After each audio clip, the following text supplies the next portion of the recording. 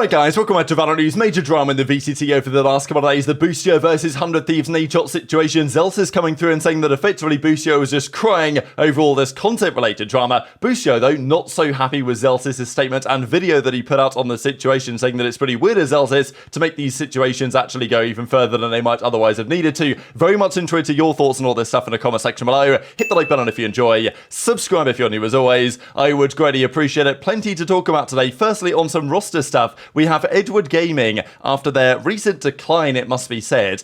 Okay, look, they're still great in region, but their performance in Shanghai, especially given that it was a home tournament for them, they were going in as, you know, the favourites by the home crowd to actually do some damage. They got crushed out of the tournament, wasn't even especially close. FPX, Fun Plus Phoenix, they were by far the most competitive Chinese team internationally. In region though, Edward have generally still been the strongest team, but that does seem to be changing and fast. So they are finally, after a very long time with this roster of 5, looking to make a roster change. And this guy, Simon, he's coming in. So they've added him to the roster. It was kind of unclear as to whether they were actually going to bring anyone into their starting lineup just because they signed a Crossfire player not that long ago. But the rumour is that yes, Hao Dong will be gone and Edward Gaming will field Simon in their roster instead. So it seems Edward have decided enough is enough and a roster change is necessary if they want to take steps in the right direction. We'll see how some of those matches go, of course, over the coming days. But yeah, the game against DRG is a big one. We also have some drama though on the DRX side in the Pacific. So it's been quite remarkable the fact that DRX now is a really young team. I believe they're the youngest team in the entire Valorant world. Their average age is like 20 or something crazy like that. Mako is the oldest player, which is crazy to think about, but he's the oldest player on DRX, born in 2002. Well, Caron, of course, on Gen.G, is, you know, feels like he should be a really young player, and he is young. I mean, he's, you know, born in 2002 as well. But he's the youngest player on Gen.G. So Gen.G have, they're not an old team, obviously. Like, you know, they're mid-20s, right? But, you know, early to mid-20s. But DRX is just a really young team. And, you know, Mako obviously having the changes that made it DRX, right? They blew up their roster. Arby was gone. Zest was gone. Now Stacks was gone as well. And apparently it's causing serious problems, right? This was actually put, so basically Mako was talking on stream about this whole situation, and then it was getting translated right here on VLR. This is what he had to say. After Stacks left and I had to become IGL, I didn't realize Stacks was carrying and dealing with so many things. Stacks told me before he left, once you're the in-game leader, you start to get hasty and just go out and die first. He was so right. Who is IGLing on T1? It's not Stacks. If it was Stacks, he wouldn't have aced on Breach that game. This is messed up. Why am I the senior of the team? When I first joined DRX, only Buzz was my junior. Where did everyone go? They all left. Am I next? The Gen.G guys, their junior is Caron. He's the same age as me. So why am I the senior here? I want some seniors too. Just, you know, someone older than me. When I watched the replay of the recent game, they said the old DRX field was gone. They're right. It's definitely different. But when 3 of 5 players are gone, then it can only be different. So, wow. So you've got to say, very interesting statements there, and implying heavily that the team culture, the team environment at DRX has dramatically changed, and, you know, not necessarily for the better, right? I think that is inevitable with the changes they have made. But I think it's quite clear that Mako is not happy about the situation, right? Stacks is gone. He has to in-game lead. He's feeling really stressed about the situation. The performances aren't really there. He's still a young player in his own right, and he's having to take on so much responsibility that he feels like it would be better to have some more veteran players on the team. And it feels to me that, you know, if the coaching staff are listening to what he's saying, they may well be regretting some of their decisions, right? Like, yes, their results weren't that good over the few months leading up to the roster change they made. But they weren't good in terms of where they got to, right? They didn't make it to Shanghai. But they lost to Paper X 2-1, they lost to DRX 2-1, and that was kind of what chalked up their chances.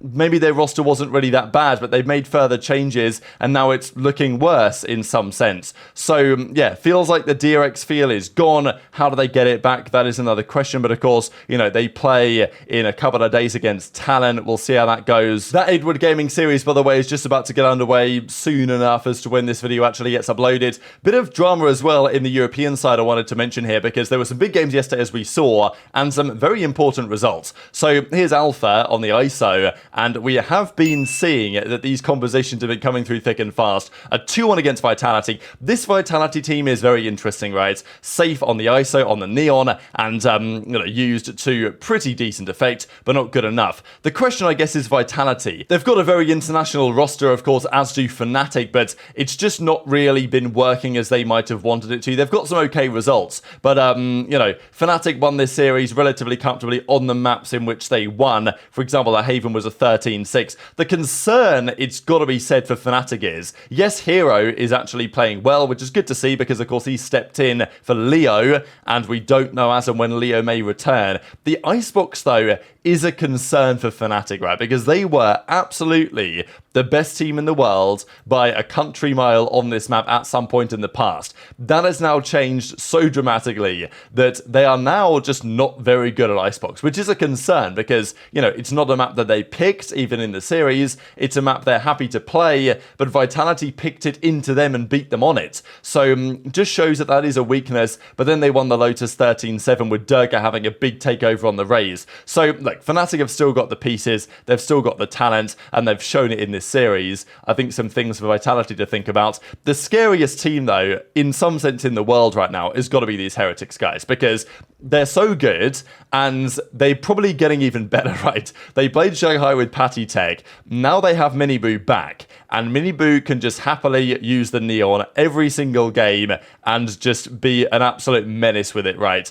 I mean, I really like this team. I think the way that it's compiled, Benji, Fishy, Miniboo and Boo, Boo in game leading, probably, underrated in game leader. Rienz and then Woot as well, like the Turkish duo. I just think the way that they've got the composition just from roles and from chemistry and outside of the game stuff, the fact that, from the same countries and brothers and all this stuff, just love what they're up to here. And, Fit Esports are not bad at all. They're a really solid team, one of the best in Europe, and they got pretty much crushed here. I mean, it was 13-10, 13-6, not even especially close. So, yeah, the Team Heretics boys, especially in this meta, I think they're going to be even more deadly. But I wanted to share a couple of minutes of what Boostio had to say. If you guys have missed the drama over the last couple of days, I don't know how you could have, but Boostio was coming on stream frustrated about the amount of content that 100 Thieves are forcing him to do. Nadeshot then responded in his own right. Zellsis then came out and basically said, Boostio's crying about the whole situation. You've got to make content if you want to make it work. And he put out a video, of course, which with a moist, critical-esque thumbnail, and it absolutely popped off, right? Here it is, 255,000 views, and it was a great watch. Obviously, I shared a couple of minutes of it in yesterday's video because we talked about some of the other drama that was going down between the pair of them and between 100 Thieves and Sentinels as a result of this. But, the main comments the Zellsis gave were on, Boostio, and sure, he obviously feels frustrated. He says, though, Zellsis said that if he was Nature, he would be livid about the comments that were made by Boostio, and look, why not dive into the drama? I live for the drama as well, so I'm happy that Zellsis is getting involved. It's all good content. But Boostio was maybe not so happy about this, and he was on stream last night talking about the fact that Zellsis has made this video, and basically saying, yeah, a little bit weird for this one, brother. Shut up! 1/4 place is crazy. Next, Lev, you need to fight Zellsis. I would fight Zellsis.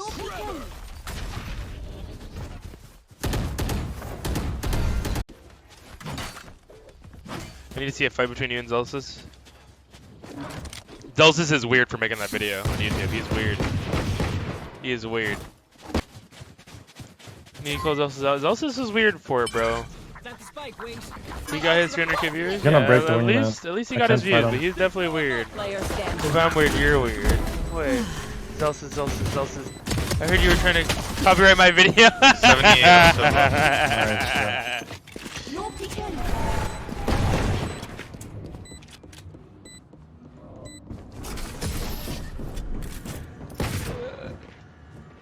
Zellsis, you know I'm weird, but I'm normally weird. You're just weird for making the video.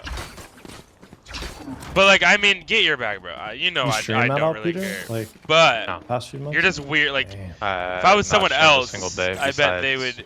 Force stream. Probably didn't get into any of the videos, but I said I know I'm spoiled. I know I never had to work a real job. I know that I'm fucking blessed with the best life. I've never worked a real job, and I never will work a real job. I'll be at my parents' house even if I make no money. I don't care. I'll never have a real job. I'll never wake up at 7 a.m. to go to a job. That's something I'll never do. Man, yeah. Careful, B. For one, because done. I'm lucky enough to do this job and I don't have to. But like, my parents will pay for like, will let me live with them. Going stairs. Would We're let, gonna go away. would let me live with them Going away. for as long as I wanted. No. And they know that 78 like, off A. Spike planted. but you know, I know my parents will pay for literally, or not pay because my parents don't have any Out to money smokes, really, where do you want but it? they'll let me live with them for. One out, 2 out, Evan. Last player standing. My parents would let me Backside. live with them for. So what do we think about this drama, right? Because I don't think Boostio as a player is going to be going away. Talented player, talented in-game leader, has clearly helped this 100 Thieves team progress. At the same time, could be some underlying friction there based on the recent comments between Boostio and Nadeshot, and maybe Boostio and the rest of his team. Who really knows what the story, how the story is going to unfold and whether there's going to be any, disadvantages to this setup that they have in terms of the behind-the-scenes stuff from now to the end of the season. But whatever the case is, 100T will still be in a solid position to make the playoffs and therefore to try and make it to the World Championship. Sentinels will be probably in a similar position.